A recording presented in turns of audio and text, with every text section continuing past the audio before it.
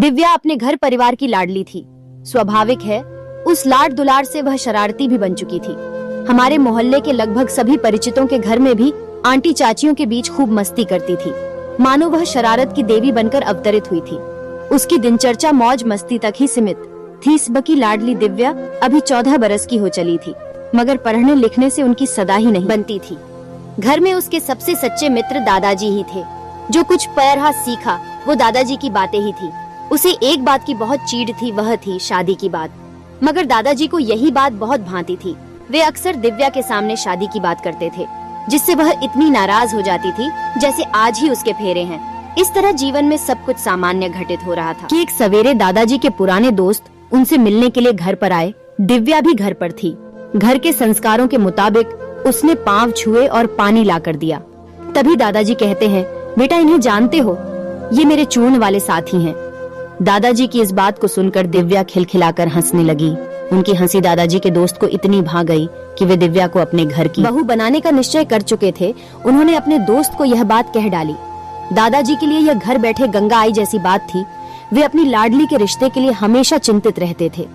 उनके दोस्त से बढ़कर अच्छा संबंधी कोई नहीं हो सकता था।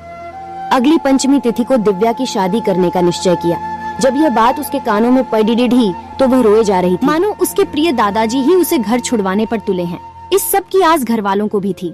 दिव्या में भी इतनी समझ तो थी कि शादी का मतलब अपने घर को छोड़कर सदैव के लिए पति के घर रहना पड़ेगा। इस तरह दोनों की शादी बड़े धूमधाम से हुई। शादी के बाद पति पत्नी पहली बार मिले और अगले दिन दिव्या के पिता बेटी को लेने के लिए आए। इस तरह गृहस्थ जीवन चलता रहा। दिव्या कभी अपने ससुराल तो कभी मायके आती जाती और जिंदगी चल रही थी। दिव्या और उसके पति के बीच अक्सर बच्चों की तरह कहासुनी होती रहती थी। एक दिन दोनों झगड़कर एक दूजे से रूठे बैठे ही थे कि दिव्या के पिताजी उसे लेने आ गए। दिव्या अपने मायके जाते हुए पति से कहने लगी, अब कभी ना आओगी आपके घर। थोड़ा नाराज पति कहता है, तुम मत आना जब तक ना बुलाऊं। दिव्या जवाब देती है, तो मुझे क्या पता चलेगा कि आपने बुलाया है। पति कहता है, जब कभी तुम्हें कोरा कागज दिख जाए तो समझ लेना मेरा बुलावा है। इस तरह सभी घर वालों के साथ दिव्या का कुछ वक्त अच्छे से व्यतीत होता है। जब कोई उससे उनके पति के बारे में पूछता तो वह कहती है, अच्छे हैं मगर थोड़े बुद्धू हैं। यह सुनकर सब हंस पड़े। मायके रहते 2 हफ्ते ही हुए थे कि ससुर जी दिव्या को लेने आ गए। उसने कुछ दिन और ठहरने की इच्छा जताई, पर ससुर जी ने भी बात रखने के लिए कुछ दिन और रुकने का कह दिया। कुछ ही दिन बीते थे कि दिव्या को लेने उनके जेठ जी आते हैं। लंबा समय बीतने के साथ ही दिव्या को भी अपने ससुराल की याद आने लगी, मगर अभी भी वह उस कोरे कागज के संकेत का इंतजार कर रही थी। वह अपनी माँ के पास गई और किसी तरह बहाना कर ससुराल नहीं गई। आखिर में माँ की नहीं मानने पर भी जेठ जी को वापस जाना पड़ा। दिव्या के ससुराल और मायके दोनों तरह के लोग परेशान थे। उन्हें समझ नहीं आ रहा था कि आखिर मामला क्या है। दिव्या क्यों नहीं अपने ससुराल जाती है। माता पिता भाई सभी ने उसे खूब समझाने के जत्न किए, मगर वह किसी की भी सुनने को तैयार नहीं थी। ससुराल में जब दिव्या के न आने की चर्चा बढ़ने लगी तो दिव्या के पति ने स्वतः ही कोरे कागज वाली कहानी सभी को बता दी। बस फिर क्या था, दिव्या के ससुर जी अगले ही दिन एक कोरा कागज लेकर दिव्या को लेने आ गए। उसे भी कागज का इंतजार था। वह कागज को देखते ही उस पर अपने पति का नाम लिखकर अपना सामान बांध अगले दिन अपने ससुर जी के साथ पति के घर चली गई। दिव्या का पति भी इस घटना से बेहद मर्मज हो चुका था। इस तरह दिव्या को अपने मनचाहे पतिदेव पुनः प्राप्त हो गए। दोनों ने मिलकर खूब बातें की। आज भी वे खुशी से जीवन व्यतीत करते हैं। जब कभी उनके बीच कागज का जिक्र आता है तो दोनों के चेहरे पर एक हल्की मुस्कान अवश्य आ जाती है। वो अब मेरे सामने खड़ी थी जैसे स्वर्ग से उतरी कोई परी हो।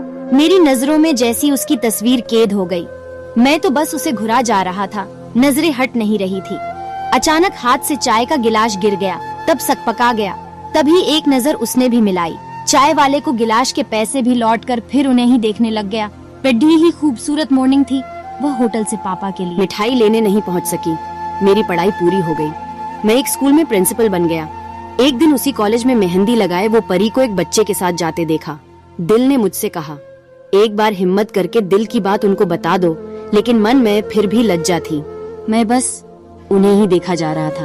वो धीरे धीरे मुझसे दूर होती गई।